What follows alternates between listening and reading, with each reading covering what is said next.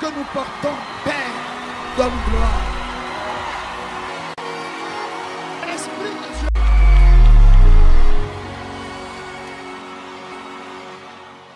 Seigneur notre Dieu, nous voulons te dire merci pour ce privilège que tu nous accordes de nous retrouver, Seigneur, dans ta maison ce matin. Que gloire et honneur te soient rendus, Papa. Merci de nous accorder le privilège d'être là ce matin. Nous ne pouvons de nous-mêmes être capables de faire quoi que ce soit. C'est toi, Seigneur, notre capacité. Et nous voulons te dire merci de nous donner l'occasion d'être rassemblés en ton nom, Papa. Dans ta parole, tu as dit que là où 2 personnes sont réunies en ton nom, que tu es présent. Nous voulons seulement te dire merci pour cette grâce et cette opportunité que tu nous donnes ce matin. Loué sois-tu, Papa. Loué sois-tu. Loué sois-tu. Loué sois-tu. Ce matin, Seigneur, nous nous prosternons devant ta face et nous te disons merci. Merci pour ton amour. Merci pour ta fidélité. Merci pour ton choix que tu as fait porter sur chacun de nous. Merci, Saint-Esprit, pour tout ce que tu es en train de faire.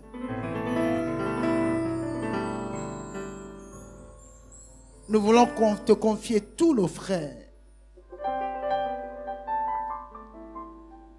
qui sont sous le joug de l'ennemi. Sont-ils malades, Seigneur, guéris-les. Ont-ils des difficultés dans la vie et pour ça ils ne sont pas au milieu de nous ce matin? Nous te prions de les délivrer. Brise les chaînes et romps les liens qui rendent captifs nos frères et sœurs. Que ce matin, tu nous dis ton cœur. Que tu te révèles à nous au travers de ta parole.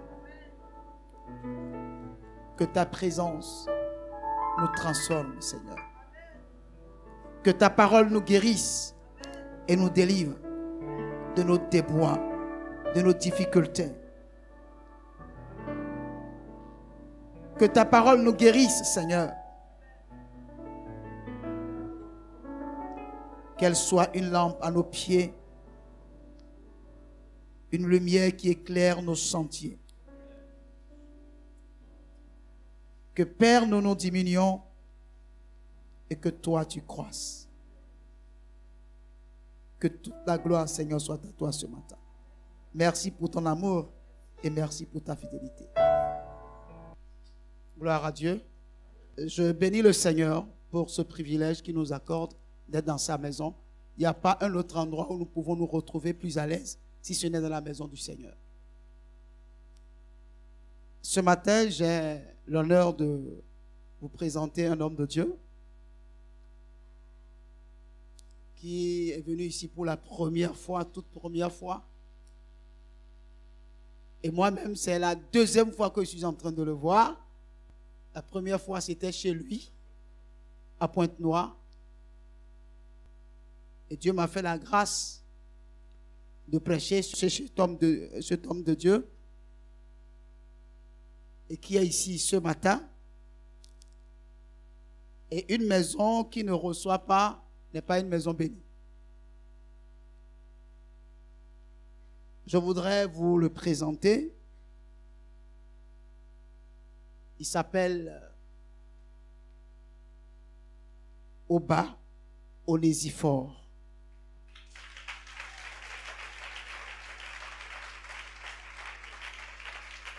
Gloire à Dieu.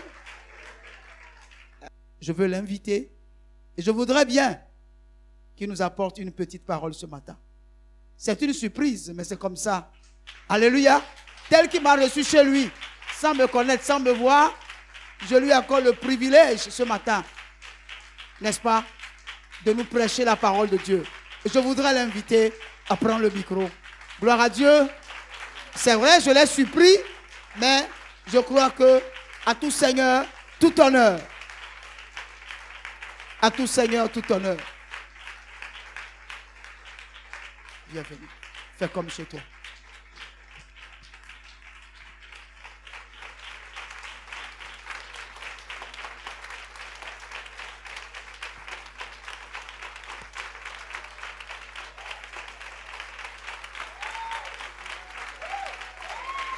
Gloire au Seigneur. Là, j'ai comme l'impression que vous acclamez pour le pasteur. Mais j'aimerais que nous puissions acclamer pour le roi des rois, le Seigneur des seigneurs, le Dieu tout-puissant, celui qui donne la vie, celui qui vit au siècle des siècles, celui qui est sorti du tombeau. Il est ressuscité, il a vaincu la mort, il a vaincu le monde, il a vaincu le péché, il a vaincu la maladie, il a tout accompli à la croix de Golgotha. Il est vivant. S'il est vivant, tu vas l'acclamer très fort tout en poussant des cris de joie en son honneur. Gloire au Seigneur.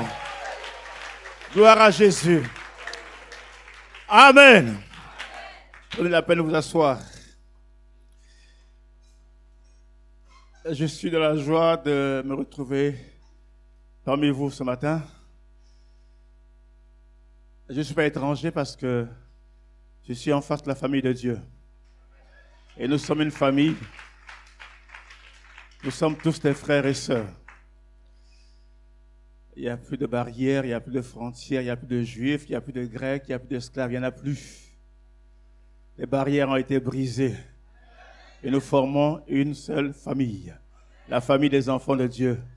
Et ensemble, nous partageons nos joies, nos peines, nos fardeaux. Alléluia. Merci de m'accueillir ce matin.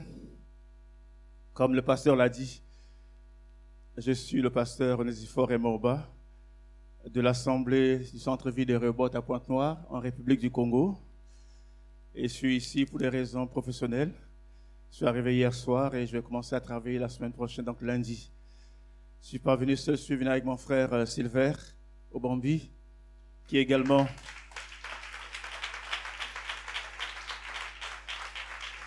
avec moi au niveau de l'église. Il évolue au niveau de l'intercession. Que Dieu soit loué. Que Dieu bénisse sa parole. Nous allons ensemble partager la parole de Dieu dans le livre de Ésaïe. Ésaïe chapitre 62, verset 6, dit ceci. Sur tes murs, Jérusalem, j'ai placé des gardes. Ils ne se tairont ni jour ni nuit. Vous qui la rappelez au souvenir de l'Éternel, point de repos pour vous.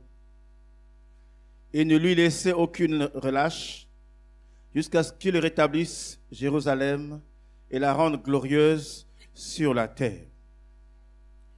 Père Saint, nous voulons te recommander ces instants. Nous voulons que toi seul, tu étendes ta main puissante maintenant sur chacune de nos vies. Nous voulons t'écouter toi seul. Parle à nos cœurs maintenant. Saint-Esprit, viens te révéler à chacun de nous. Saint-Esprit, viens nous parler. Viens nous édifier, viens nous instruire, viens nous corriger. Nous avons faim et soif de ta parole.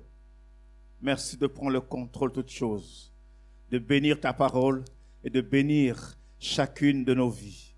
Au nom de Jésus. Amen.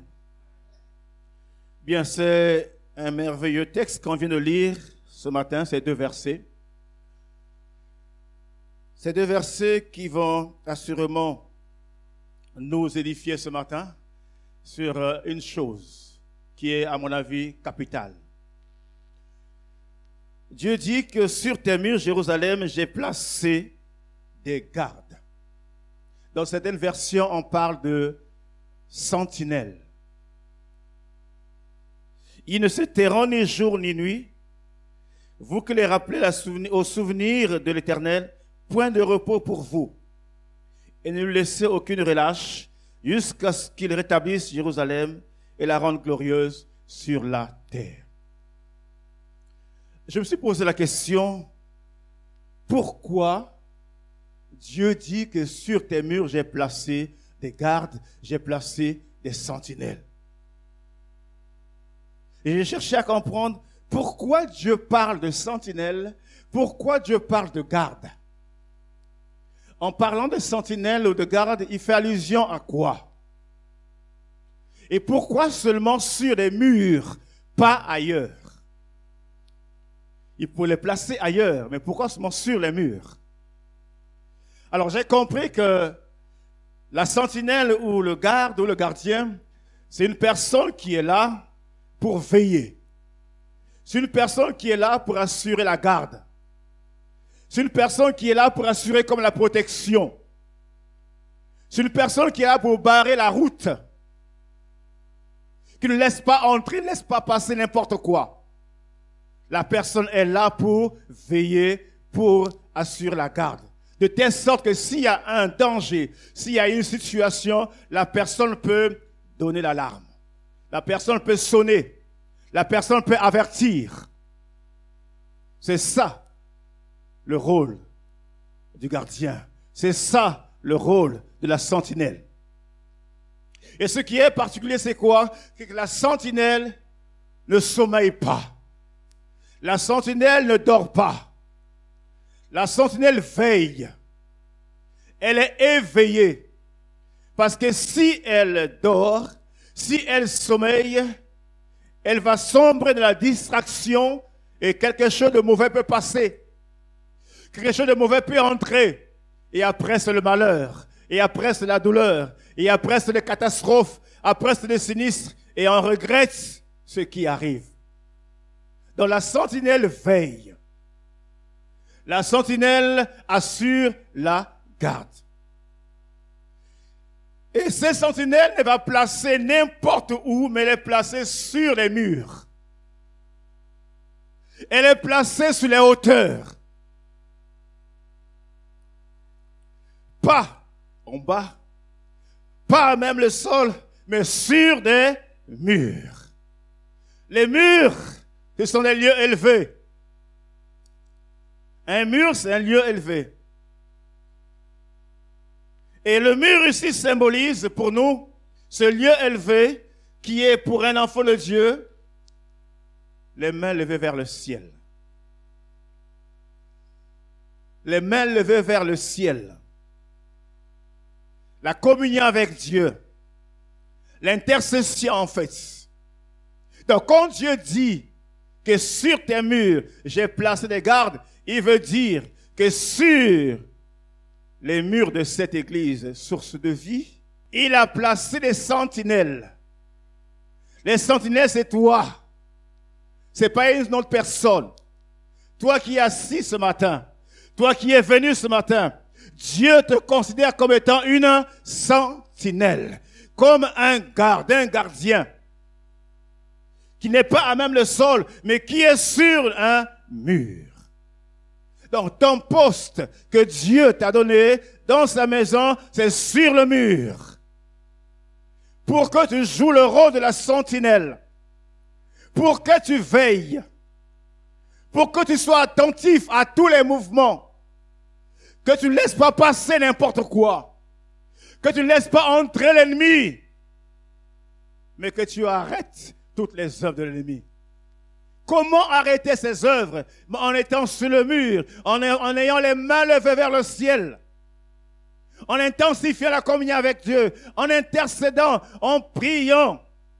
Donc, quand nous sommes sur les murs, nous sommes là en train de prier, en train d'intercéder. Une église qui ne prie pas, une église qui n'intercède pas, ne peut remporter la victoire, ne peut aller de l'avant, ne peut voir du succès. Le prix à payer, c'est la prière. Le prix à payer, c'est les genoux par terre. Si vous voulez voir la gloire de Dieu, vous voulez voir la main de Dieu, vous voulez voir la manifestation de la gloire de Dieu, le secret, c'est être sur les murs. qu'on ne vous trompe pas. Restez oisif, restez passif, restez là inactif, restez là comme quelqu'un qui ne fait rien, ne vous apportera absolument rien. Il faut payer un prix. Il y a un prix à payer avec Dieu. Et ce prix, c'est les genoux par terre. Vous verrez dans les Écritures, toutes les personnes qui ont fait des exploits avec Dieu, ces personnes avaient les genoux par terre. Les genoux par terre. Si nous repartons à l'ancienne alliance, vous allez voir que beaucoup de personnes ont expérimenté la gloire de Dieu. Beaucoup de personnes ont vu la main de Dieu parce que ces personnes avaient compris qu'elles devaient jouer le rôle de la sentinelle et devaient être placées sur les murs. Quel est ton poste? Dieu t'attend sur les murs. Dieu t'attend sur les hauteurs. Est-ce que tu as ton poste ce matin? Est-ce que tu as ton poste en semaine? Est-ce que tu as ton poste chaque jour? On n'attend pas que l'Église puisse décréter une réunion, un programme pour être à son poste. Mais tous les jours, n'importe quand, n'importe où, à n'importe quel instant, je comprends que je suis une sentinelle et mon poste, c'est sur les murs. Quand vous lisez dans l'Ancienne Alliance, on nous parle de Moïse, on nous parle de Josué, on nous parle d'Aaron et Hur. On nous dit qu'Amalek est venu combattre Israël. Amalek, qui symbolise l'ennemi, est venu combattre Israël. Tout comme l'ennemi peut venir combattre cette église. Et quand Amalek vient combattre, qu'est-ce qui s'est passé? Qu'est-ce qui a été fait? Moïse va dire à Josué, toi tu descends, tu vas en bas. Tu vas combattre avec le peuple en bas. Mais moi, Aaron et Hur, nous irons sur la montagne. Nous irons sur le lieu élevé. Pas pour dormir, pas pour sommeiller, mais pour combattre dans la prière, pour lutter dans la prière. Et on nous dit que pendant qu'ils étaient sur la montagne, aussi longtemps que les mains étaient levées, aussi longtemps qu'eux priaient, il y avait la victoire en bas. Donc ce qui s'est passé en bas dépendait de ce qui s'est passé en haut. Tout ce que nous voyons, tout ce qui arrive, tout ce qui se passe, ça commence dans le spirituel.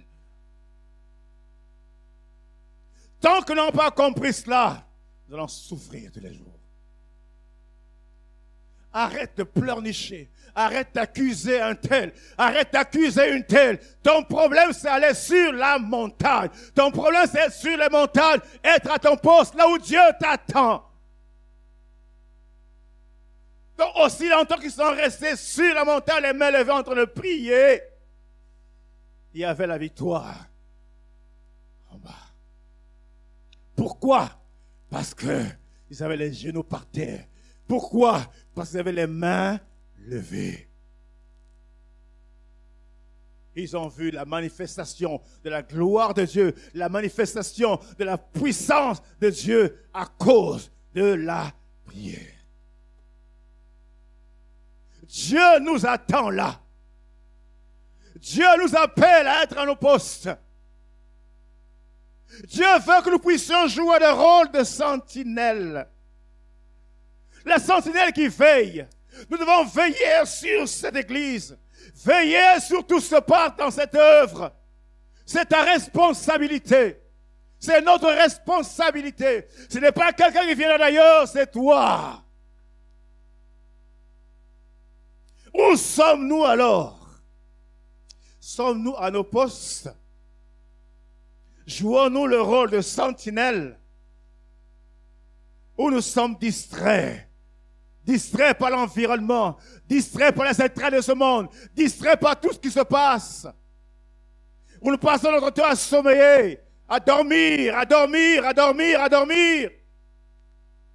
Dieu cherche des sentinelles. tu as un problème, tu as une situation, tu as une difficulté, laisse-moi te dire, commence par mettre tes genoux par terre. Aussi longtemps que tu mettras les genoux par terre, Dieu ne t'abandonnera pas. Les sentinelles, tu as quel problème? Tu as quelle situation? Tu as quelle difficulté? Il faut payer le prix. Le prix, c'est les genoux par terre. Tant que les genoux ne sont pas par terre, tu ne pourras pas voir la gloire de Dieu. Tu veux voir la gloire de Dieu, paye le prix. Dieu dit qu'il nous a placés sur les murs de Jérusalem, les murs de cette église. Ta maison, ta famille, c'est la première église. Il t'a placé là aussi. Où sommes-nous? Regardez Jésus.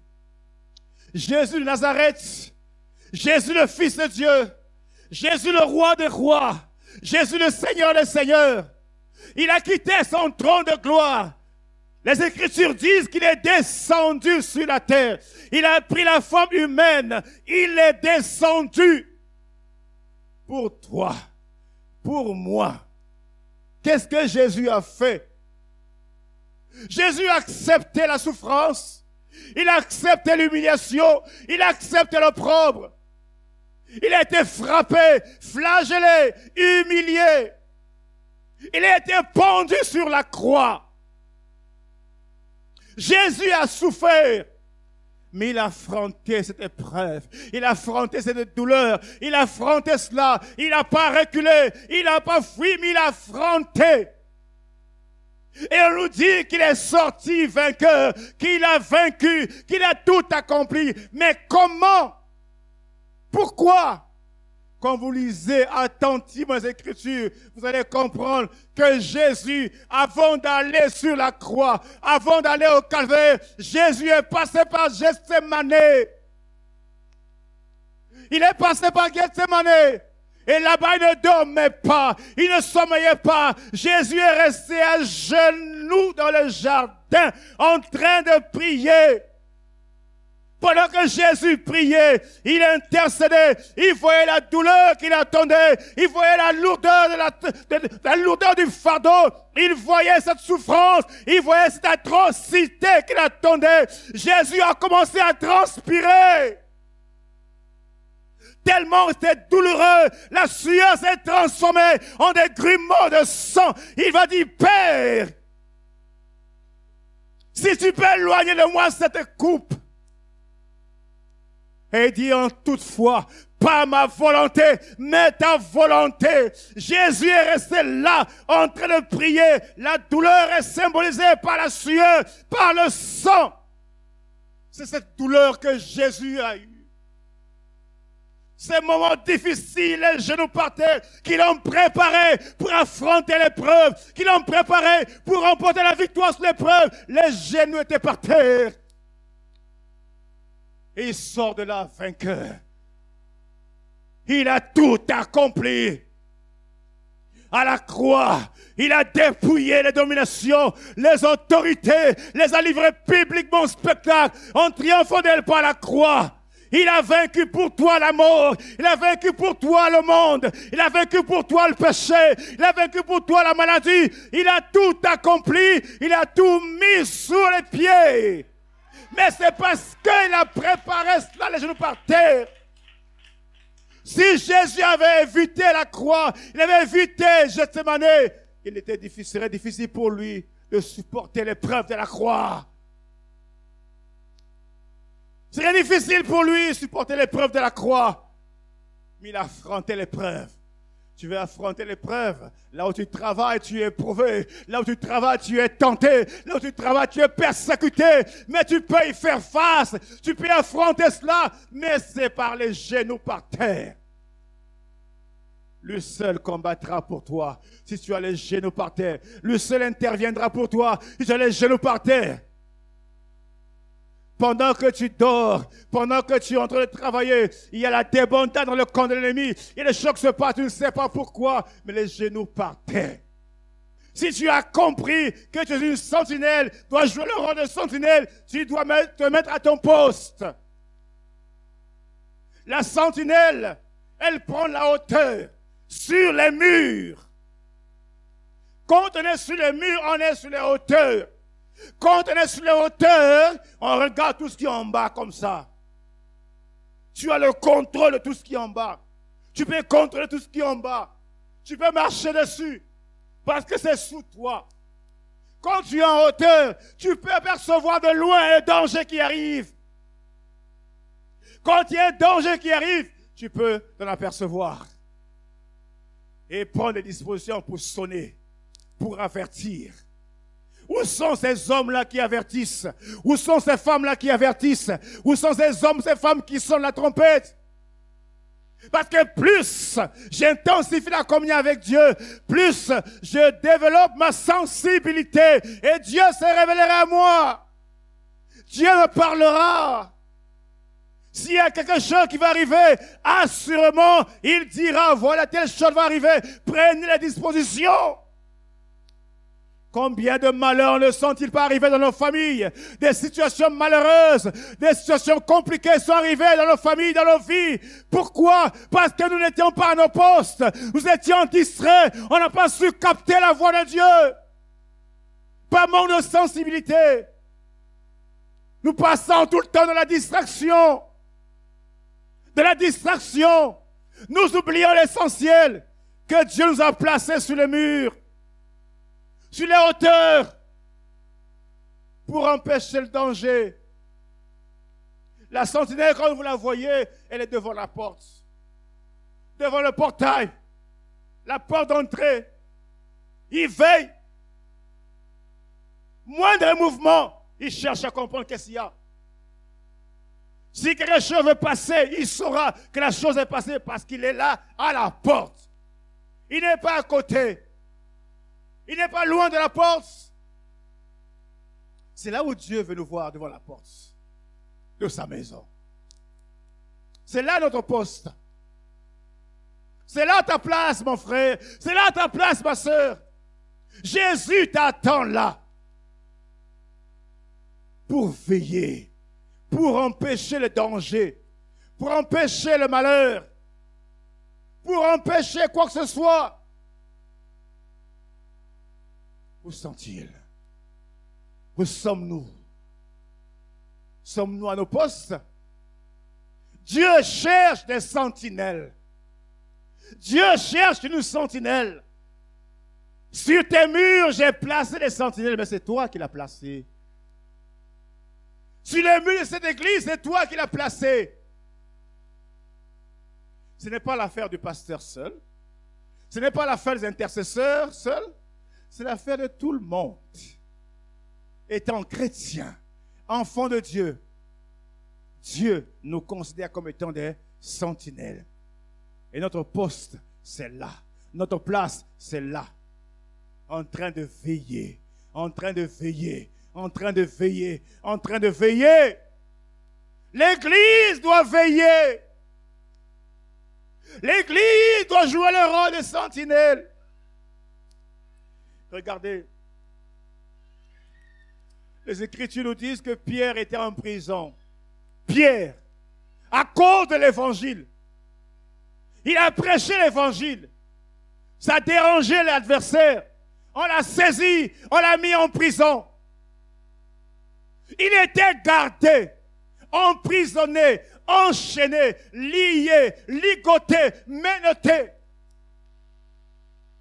Il ne pouvait pas sortir. Tellement que les mesures de sécurité étaient là, Pierre ne pouvait pas sortir de la prison comme ça, humainement, physiquement. Il ne pouvait pas. Mais que disent les Écritures? Pendant que Pierre était en prison, l'Église ne cessait. L'Église ne dormait pas.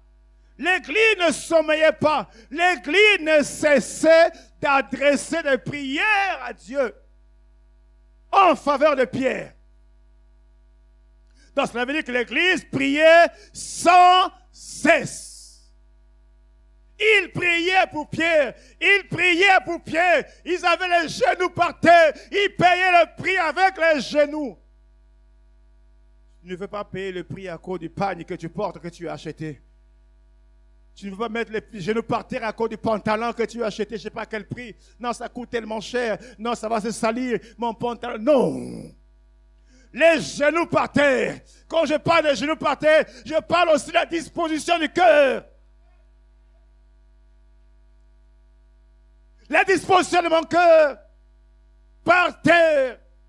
En train de supplier Dieu, en train de crier Dieu, en train d'implorer la grâce de Dieu. Pierre n'avait pas commis, Pierre n'avait rien fait de mauvais, il a fait du bien à quelqu'un. Dieu l'a utilisé pour faire du bien à quelqu'un, mais ça a dérangé d'autres personnes. On l'a mis injustement en prison. Mais l'Église s'est révoltée dans la prière. C'est ce que Dieu veut, que toi te révoltes dans la prière. Il priait l'Église. Et un jour, nous disent les Écritures, pendant que Pierre était en prison, il était pour lui là, assis, je ne sais pas dans quelle position, certainement couché, certainement, il était là, avec ses chaînes, avec les gardes partout, les gardes derrière, devant la porte. Il dormait pour lui. Même s'il dormait, mais l'esprit était éveillé. L'esprit est éveillé. Parce que certains disent que non, oui, on doit prier, on doit prier, on doit prier. Mais la chair est faible, non? Oui, la chair peut être faible, mais l'esprit est disposé. Et il faut voir dans quel contexte on a dit cela. On peut être en prière pendant qu'on prie. Oh, la chair peut ressentir cette fatigue-là. Mais mon esprit continuera à crier. Mon esprit est disposé. Et Pierre était là, l'esprit bien disposé, en train de prier. Pendant qu'il sommeillait, il dormait pour lui. Tout à coup, soudainement, irruption dans la prison. Il y a comme une lumière dans la prison. Dieu envoie un ange. L'ange vient chercher Pierre, miraculeusement. Les murs étaient là, c'était fermé, avec des chaînes, des cadenas partout. Mais l'ange est entré. Miraculeusement. Ce que Dieu fait dépasse l'entendement des gens. Dieu fait des choses que l'œil n'a jamais vues, que l'oreille n'a jamais entendues. Quand il fait des choses, il surprend les gens. Quand il a agi dans ma famille, il a surpris des gens. Ceux qui avaient condamné étaient surpris. Et là, Pierre, l'ange rentre. L'ange le prend. Les chaînes tombent d'elles-mêmes. Les liens sont coupés comme ça. Il prend Pierre. Il sort avec lui. Les gardiens ne savent pas, ne se rendent pas compte que Pierre est parti. Dieu les a aveuglés, Dieu les a fatigués, il les a fatigués. Il traverse la première barrière, il traverse la deuxième, il traverse la troisième. Les gardiens sont aveugles, les gardiens ne voient rien. Dieu les a frappés d'aveuglement. Jusqu'à ce que Pierre se retrouve hors de la prison. Quel miracle! Quel miracle hors de la prison! C'est là où Pierre se retrouve, il se rend compte qu'il est dans la ville. Il ne comprend pas comment c'est arrivé. Avec Dieu, ne pose pas de questions. Comment c'est passé? Ça a commencé quand? Ça a commencé où? Ça va aller où? Dieu, c'est un Dieu multisystème. Il a beaucoup de systèmes. Il agit comme il veut. Si avec Pierre, il a agi comme ça, à toi, il agira autrement. Si avec moi, il agit comme ça, chez toi, il agira autrement. Ton problème, c'est prier. Jouer le rôle de sentinelle. C'est tout simplement cela. Pierre se retrouve dehors. Quelle grâce. Quelle joie. Comment est-ce possible? Mais c'est parce que l'Église avait les genoux par terre. L'Église priait. Et quand il sort, la première des choses, il cherche à aller vers les siens. Parce qu'il a vu la main de Dieu. Tu veux voir la main de Dieu. Tu veux expérimenter la main de Dieu. Le secret, c'est être une sentinelle. Anne a été une sentinelle, elle a vu la main de Dieu. Moïse a été une sentinelle, elle a vu la main de Dieu. Daniel a été une sentinelle, il a vu la main de Dieu. Même si le roi de Perse a bloqué la bénédiction depuis des jours, pendant 21 jours, mais la prière de Daniel a fait que la bénédiction la descende. Tu peux faire descendre quelque chose qui t'est destiné par ta prière. Même si l'ennemi a bloqué, même si ton oncle dit que ça ne marchera pas, ça n'ira pas, tu ne réussiras pas, tu lui dis menteur, c'est le contraire, ça va arriver par la puissance du nom de Jésus. Pendant que moi j'ai les genoux par terre, où sont nos genoux? Quelle est la disposition de nos cœurs? Ça sert à quoi? Dieu veut nous voir sur les montagnes, les mains levées, en train de prier, garder l'église, garder son peuple, protéger son peuple, repousser l'ennemi, repousser l'adversaire. Et en cela, nous verrons des grandes choses, nous verrons des grandes choses, nous verrons des grandes choses. Les genoux par terre. Dieu cherche des sentinelles. Même si nous traversons des douleurs, même si tu passes par des épreuves compliquées, même si tu passes par des persécutions, ne te décourage pas, ne baisse pas les bras, n'abandonne pas, genoux par terre, tu verras la manifestation de la gloire de Dieu. Quand, où, comment, Dieu seul sait quand ça se passera. Paul et Silas étaient en prison aussi. Paul et Silas, à cause de l'évangile, se sont retrouvés en prison. Au lieu de pleurer, au lieu de larmoyer, de la prison, ils étaient dans la joie. Ils chantaient, ils louaient. Autrement dit, ils ne faisaient que prier. Des prières de louange, des prières d'adoration, des prières d'intercession. Ils sautaient dans la prison, ils louaient dans la prison, ils louaient dans la prison. Mais dès qu'il y a un malheur dans ta vie, il n'y a plus de louange. Dès qu'il y a une situation qui arrive, il n'y a plus de louange.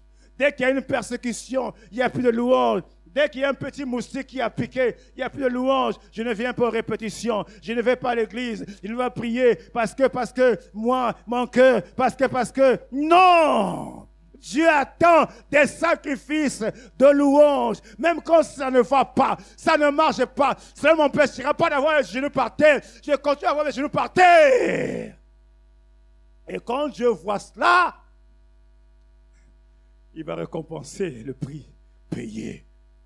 Et pendant que Paul et Silas, ils priaient, ils louaient Dieu, on nous dit qu'il y a eu un tremblement de la prison. Ça s'est ébranlé, ça bougeait tout le monde. Les portes également sont ouvertes, les prisonniers sont sortis, les geôliers qui étaient là avaient peur. Il est allé vers eux, il dit, mais qu'est-ce qui se passe? Mais c'est Dieu qui est descendu. Quand Dieu descend, quand il descend, ce n'est pas comme un homme. Quand il descend, l'atmosphère change. Il y a transfert entre ciel et terre. Mais pour que Dieu descende, les genoux doivent être par terre. Je dois comprendre que je suis une sentinelle. Et là, on va te taxer de sorcier, de magicien, de charlatan. Parce qu'ils verront ce que Dieu va faire dans ta vie. Il faut payer le prix. Dieu cherche une sentinelle. Telle a été mon exhortation de ce matin. Dieu cherche une sentinelle. Sois cette sentinelle-là ce matin. Élevons la voix, remercions le Seigneur.